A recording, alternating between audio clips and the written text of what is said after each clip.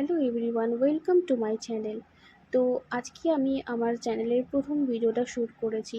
তার আগে সকলকে জানাই হ্যাপি ইন্ডিপেন্ডেন্স ডে। তো আশা করি আমার এই ভিডিওগুলো তোমাদের সবারই ভালো লাগবে।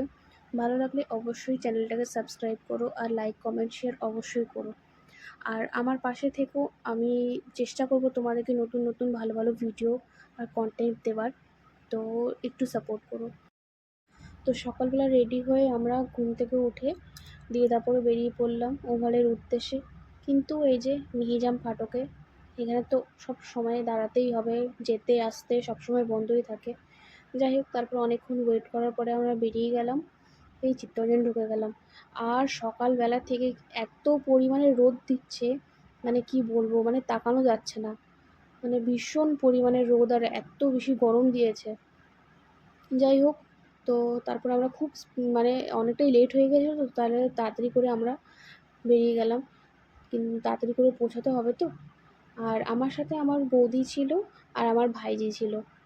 সেও সকালবেলা ঘুম থেকে উঠে রেডি হয়ে গেছে, আমিও যাবো করে বায়না করছিল। উফ বাবা, ভীষণ পরিমাণে রোদ ছিল, মানে প্রচণ্ড গরম লাগছিল, মনে হচ্ছিল দুপুর হয়ে গেছে। যাই হোক, তো দেখতেই পাচ্ছ আমরা ওভালে অলরেডি পৌঁছে গেছি, কিন্তু এত তাড়াতাড়ি এসেও আমাদের কোনো লাভ হলো না, কারণ কি আমরা গিয়ে দেখছি অলরেডি ফ্ল্যাগ হোস্টিং হয়ে গেছে। তো তাও আমরা ভেতরের দিকে ঢুকলাম, আর মাঠে এত পরিমাণে কাদা, কারণ কি তার আগের দিন বৃষ্টি হয়েছে। বৃষ্টিতে পুরো একদম মানে মাঠে একদম পুরো কাদা ক্যাচক্যাচ করছে, তার মধ্যেই লোক দাঁড়িয়ে আছে। মানে আসতেই হবে যেহেতু ইন্ডিপেন্ডেন্স ডে, সব স্কুলের স্টুডেন্টরা আছে। আর এখানে মানে তখন ওই জিএম ওই যে রাউন্ড দেয় সেই রাউন্ডটা চলছিল।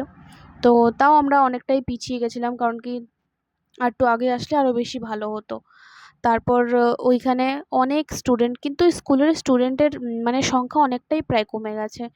আগে যে পরিমাণে ভিড় হতো এখন আর সেই পরিমাণে ভিড় হয় না।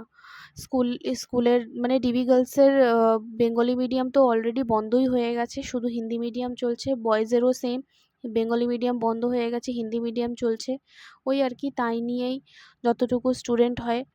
তো যাই হোক, এদেরকে দেখে সেই আমার ছোটোবেলাকার স্মৃতিগুলো মনে পড়ে গেল। আমরাও ছোটোবেলায় এরকম রেডি হয়ে এখানে আসতাম, তাড়াতাড়ি করে ওভালে যেতে হবে, তাড়াতাড়ি করে ওভালে যেতে হবে। সেই 9টার মধ্যে রেডি হয়ে তাড়াতাড়ি করে স্কুল থেকে প্রথমে স্কুলে যেতাম, তারপরে স্কুল থেকে আমাদের সবাইকে লাইন করে ওভালে নিয়ে আসা হতো। ওই বাচ্চাগুলোকে দেখে সেই ছোটোবেলার স্মৃতিগুলো সব মনে পড়ে যাচ্ছে।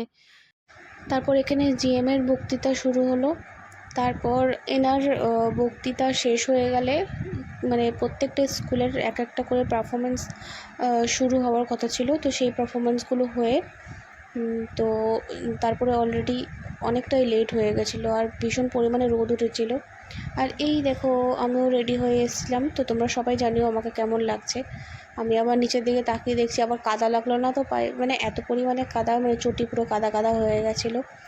তো আর এই দেখো, একটু ছোটো ছোটো করে একটু পোজ দিয়ে ছবি তুলে আর ছবি আর ভিডিওগুলো নিয়ে নিচ্ছিলাম।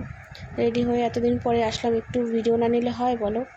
তোমরা সবাই জানিও একটু কেমন লাগছে আমাকে। আর এই যে আমার ছোট্ট সোনা, এখানে ওই আমার ভাইজিকে দেখে ওই ছোটো ছোটো বাচ্চাগুলো এসে ওদের সাথে খেলাধুলো করছিল। সারে জাহাঁ সে আচ্ছা হিন্দুস্তান হামারা। উফ, এই গানটা কী না ভালো লাগে, আর এই ভিডিওটার সাথে এই গানটা একদম ম্যাচ হয়ে গেছে। যাই হোক, তারপর আমরা আস্তে আস্তে করে বাড়ি ফিরে আসলাম, কারণ কি অনেকটাই বেলা হয়ে গেছিলো। আশা করি এই ভিডিওটা তোমাদের ভালো লেগেছে। ভালো লাগলে অবশ্যই চ্যানেলটাকে লাইক শেয়ার কমেন্ট আর সাবস্ক্রাইব করে দিয়ে বেল নোটিফিকেশানটা অন করতে ভুলো না, তাতে নেক্সট ভিডিও নোটিফিকেশান সবার আগে তোমাদের কাছে পৌঁছে যাবে। যাই হোক, আমি এরকম কন্টেন্ট দেওয়ার তোমাদেরকে চেষ্টা করবো, তোমরা আমার থেকে সাপোর্ট করো।